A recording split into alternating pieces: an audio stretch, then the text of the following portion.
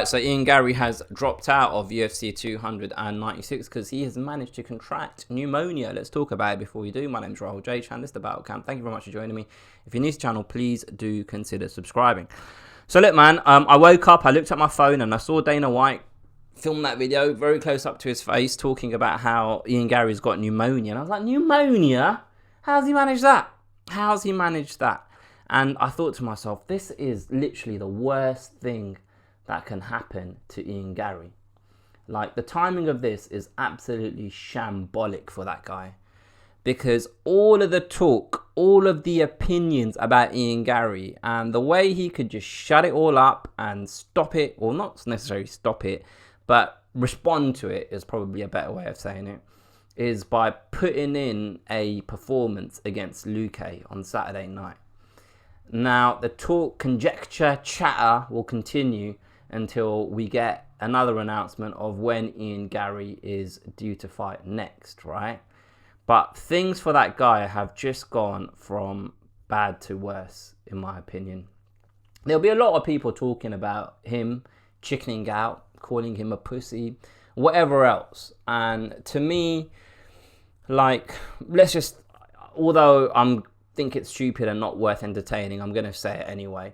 There'll be people that say, oh, he got scared and, you know, he didn't want to fight and this is all a lie, it's a conspiracy. I don't believe it. I don't think someone like Dana White would be sat in a busy restaurant saying, hey guys, the rumors are true, Ian Garry won't be fighting.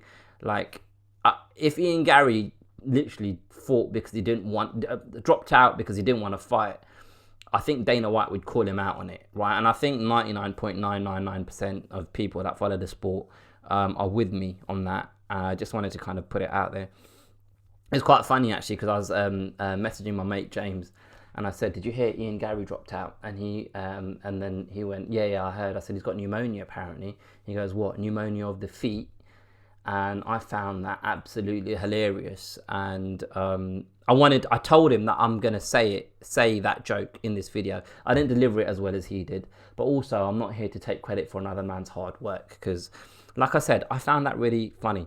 But what does Ian Garry do from here? How does he kind of navigate the choppy waters that he's found himself in? Because I feel like he's probably sat there kicking himself. Because being on this card where the title for his weight division is being defended, and him having the opportunity to call out the winner on the night of their fight, that's an opportunity he's lost now. Like, he's managed to kind of, like, if he won on Saturday, he would have been able to circumvent the top like 4 or 5 names in that weight division. You got Bilal Muhammad, remember the name, who's waiting for a title shot. You got Rakhmonov, who's obviously fighting Thompson, and if he wins, he'll be calling for a title shot. And Ian Garry, just because of the notoriety that he currently has, could have kind of just leapfrogged these guys by saying something on the mic and performing in the octagon. But this is also an opportunity for Ian Garry to kind of take stock of what's happened over the last few months, and for him to kind of think about how he wants his 2024 to go, right? Because one thing that I kind of feel like has happened to this guy, and this is just my opinion on Ian Garry, like, all of the stuff that's happened over the last few months in regards to his missus and him, like, I've made a separate video about this, so if you haven't seen it, feel free to check it out. And I felt like it was quite unfair on Ian Garry, because a lot of the stuff that people were saying about his missus just wasn't true, right? But I did say that I found him as an individual, as a personality, a little bit cringe. One of the examples that I used was him talking about how he's one of the best talkers in the UFC, and I hate it. That's a pet peeve of mine when fighters talk about being a good talker, because being a good talker is something that we get to decide as fans, whether we find someone funny or whether we find someone engaging. You can't tell me that you are. Just show me. Just do it, and then I can say, yeah, actually, yeah, you're a good talker. And I haven't seen that from Ian Garry just yet. Like, I haven't been able to connect with him. And I was thinking to myself, why is it that I haven't found a common ground with this geezer? And I should actually be quite biased to Ian Garry, because I haven't interviewed a lot of people on this channel But one of them is Ian Garry. I interviewed him as he was going to go into his title fight in Cage Warriors. So this would have been like 3 years ago, something like that, around COVID times. And one of the things that I feel is hindering Ian Garry, and this is just not a conspiracy, a theory that I've thought up, right, is as Ian Garry was growing up, like, he saw what Conor McGregor did, what he achieved, not only inside the octagon, but outside as well. And the generation before Conor McGregor was Conor McGregor, they were looking at fighters that were just focusing on being the best version of themselves in the octagon and trying to emulate that, right?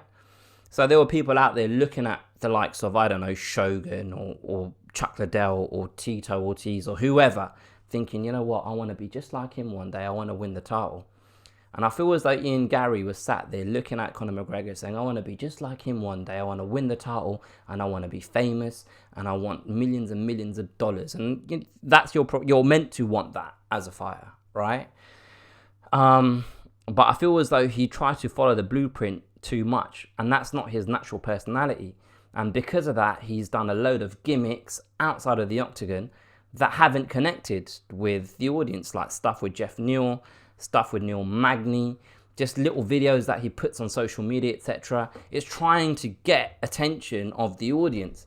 And to me, I feel as though the only way you actually connect and transcend the sport or kind of put your head above the rest of the fighters on the roster is by being yourself, is by being authentic. I feel like Conor McGregor was that. I feel like the Diaz brothers were that. I feel like anyone that's ever done anything beyond just being a champion in the sport have just been themselves.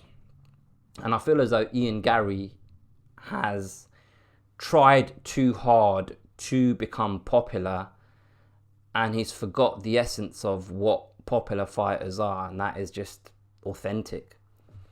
And I feel as though he's got an opportunity now to sit back and take stock of what's happened and stop the gimmick, stop the bullshit. Because the thing is, he can talk, right? He's quite engaging in interviews. He can talk.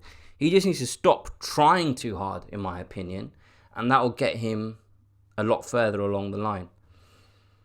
That's my opinion anyway. Let me know what you guys think. Feel free to put your comments below. Feel free to share your own opinions. All of that good stuff. Please do subscribe to the channel if you haven't already. Share this video if you've enjoyed it. I can't remember what I usually say at the end of the video. But it's been a long day and I need to pack now. Yeah, I'll catch you guys next time.